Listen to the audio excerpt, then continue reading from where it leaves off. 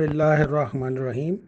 امام زین العابدین کے اولادوں میں سے ابو جعفر محمد بن قاسم، یہ جو ہے عمر اشراف کی نسل سے تھے۔ ان کی جو والدہ تھیں صفیہ دختر موسیٰ، اور جناب ابو جعفر جو تھے وہ بہت زیادہ عبادت، زاہد اور ورع، علم اور فقیہ دین تھے۔ اور معتصم کے زمانے میں آپ نے کوفے میں خروج کیا اور معتصم اس کے دفاع کے لیے تیار ہوا۔ جب ان کو محمد کو اپنی جان کا خطرہ ہوا تو خراسان کی طرف چلے گئے اور خراسان کے شہروں سے نقل مکانی کرتے ہوئے مرو، سرخس، کبھی تالقان اور کبھی فسار میں منتقل ہوئے، اور کئی جنگیں اور مارکے درپیش آئے۔ بہت سے لوگوں نے ان کی بیعت کر لی اور ان کی اطاعت اور انقیاد و امر کا رشتہ اپنی گردن میں ڈالا۔ کچھ عرصے میں 40,000 لوگوں نے ان کی بیعت کر لی۔ ایک رات انہوں نے وعدہ کیا کہ لشکر جمع ہو، اور رات کو جب وہ لشکر جمع ہوا تو انہوں نے ایک رونے کی آواز سنی۔ جب تحقیق کرنے سے معلوم ہوا کہ اس کے ایک لشکری سپاہی نے ایک جولا کا جو زین کے نیچے موٹا کپڑا ہوتا ہے وہ ڈالا جاتا ہے وہ چھین لیا تھا زبردستی، اور یہ گریا اس جولا کا ہے۔ محمد نے شخص ظالم اور غاصب کو بلایا اور اس فعل کے بارے میں پوچھا تو کہنے لگا کہ ہم آپ کی بیعت میں اس لیے داخل ہوئے ہیں تاکہ لوگوں کا مال کھائیں اور جو کچھ چاہیں کرتے پھریں۔ محمد نے حکم دیا کہ اس شخص کا یہ موٹا والا کپڑا واپس کر دیں، اور فرمایا کہ ایسے لوگوں کے ساتھ مل کر خدا کے دین کی مدد نہیں کی جا سکتی۔ حکم دیا کہ لشکر کو منتشر کر دیا، یعنی کہ 40,000 لوگوں کو انہوں نے منتشر کر دیا صرف اس بات پہ کہ کوئی کسی کے اوپر ظلم اور زبردستی کرے۔ جب لوگ چلے گئے تو محمد اپنے اصحاب کے ساتھ جو ہے اہل کوفہ اور تالقان کی طرف چلے گئے، اور تالقان جب پہنچے تو وہاں بہت سے لوگوں نے پھر بیعت کی۔ عبداللہ بن طاہر جو کہ معتصم کی طرف سے نیشا پور کا والی تھا، حسین بن نو کو اس کے مقابلے کے لیے بھیجا۔ جب حسین کے لشکر کا آمنا سامنا ہوا اس جنگ میں تو اس لشکر میں محمد کے لشکر سے مقابلے کی طاقت نہ رہی، اور وہ شکست کھا گیا، یعنی کہ معتصم باللہ کا جو وہ تھا عبداللہ بن طاہر، وہ شکست کھا گیا۔ پھر دوبارہ عبداللہ بن طاہر نے جو ہے وہ دوسرا لشکر بھیجا حسین کی مدد کے لیے۔ حسین جو ہے وہ اس نے اپنا جو ہے لشکر جو ہے ترتیب دے کر محمد سے لڑنے کے لیے آیا۔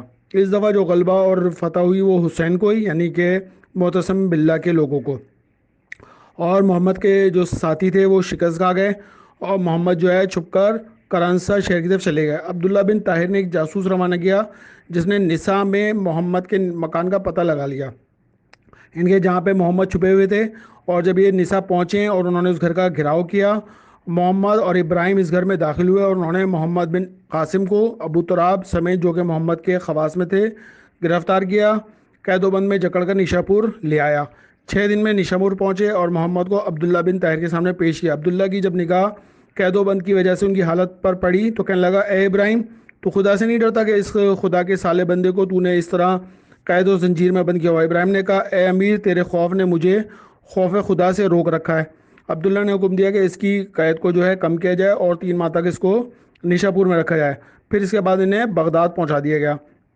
جب بغداد لے گئے تو راستے میں اس نے کیا کیا کہ عبداللہ کو کئی نفیس چیزیں پیش کی، تو محمد نے جو ہے اس میں سے صرف قرآن کو لے لیا، اور جو عبداللہ بن طاہر کا تھا، اور اس نے ساتھ لیا۔ جب بغداد کے قریب پہنچے تو محمد کے آنے کی خبر معتصم کو دی گئی۔ معتصم نے کہا کہ سرپوش محمد کے محمل سے پردہ اٹھا دیا جائے اور امامہ اس کے سر سے کھینچ لیا جائے تاکہ سر ننگے شہر میں داخل ہو۔ محمد کو اس طرح نوروز کے دن 219 ہجری بغداد میں لایا گیا۔ معتصم کے لشکر کے ذلیل اور اوباش لوگ محمد کے آگے آگے لہو اور لہاب اور رس کو طراب میں مشغول تھے۔ معتصم ایک اونچی جگہ سے منظر دیکھ کر ہنس رہا تھا، اور محمد اس دن بہت زیادہ غمزدہ ہوئے۔ کبھی بھی حالت گھبراہٹ اور انکساری اور شدائد و سختیوں میں اس نے نہیں دیکھی تھی۔ محمد رو پڑے اور عرض کیا، خدایا تو جانتا ہے کہ میرا مقصد سوائے اس منکر کے اٹھ جانے اور ان کے خلاف جو ہے کرنے کا تھا، اور اس کے علاوہ میرے پاس کچھ نہیں تھا۔ ان کی زبان تسبیح و استغفار میں مصروف تھی اور ان لوگوں پر نفرین کر رہے تھے۔ معتصم نے مسرور کبیر کو حکم دیا کہ انہیں قید میں رکھے۔ محمد کو ایک سرداب میں جو کنویں کی مانند تھا جس کی بدحالی کی وجہ سے وہ ہلاک ہو جائیں قید میں کر دیا۔ کچھ عرصے کے بعد کہتے ہیں کہ اس نے ان کو قید میں زہر دے دیا تھا اور ان کی جو ہے شہادت ہو گئی تھی۔ لیکن ایک اور جو روایت ملتی ہے جس میں انہوں نے کسی تدبیر سے اپنے آپ کو قید سے نکالا اور وسط میں پہنچ گئے، اور وہ معتصم اور وثق کے زمانے میں زندہ تھے، چھپ کر زندگی بسر کر رہے تھے، یہاں تک کہ متوکل کے زمانے میں انہیں گرفتار کر کے قید خانے میں بند کر دیا گیا، یہاں تک کہ زندان میں ان کی وفات ہوئی۔ ایک امام زادہ جعفری جو وماغان میں مشہور تھے، ان کی ایک قبر ہے جو بغداد کے باہر سوار البلد سے آدھے میل کے فاصلے پر ہے، اور ان کی لوگ جو ہے وہ زیارت کرتے ہیں۔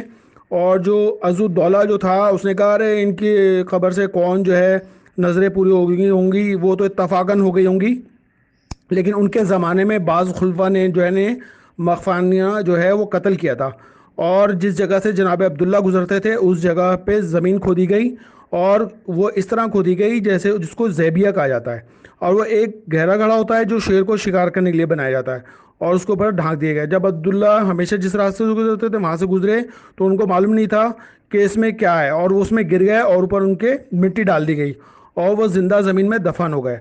یہ قبر نزوور کے نام سے مشہور ہو گئی۔ جو شخص کسی مقصد کے لیے وہاں کی نظر کرتا ہے تو وہ اپنے مقصد کو پا لیتا ہے۔ جب عزودولہ نے اس کی قبر میں خفیہ طور پر جا کے نظر مانی تو اس نے اس کو بلایا، تنوخی کو، جو کہ بغدادی تھا۔ اس نے کہا کہ تم نے صحیح کہا تھا، میں نے ایک بہت بڑے کام کے لیے اپنی نظر کی تھی اور میرا وہ کام پورا ہو گیا۔ اللہم صلی علی محمد و آل محمد۔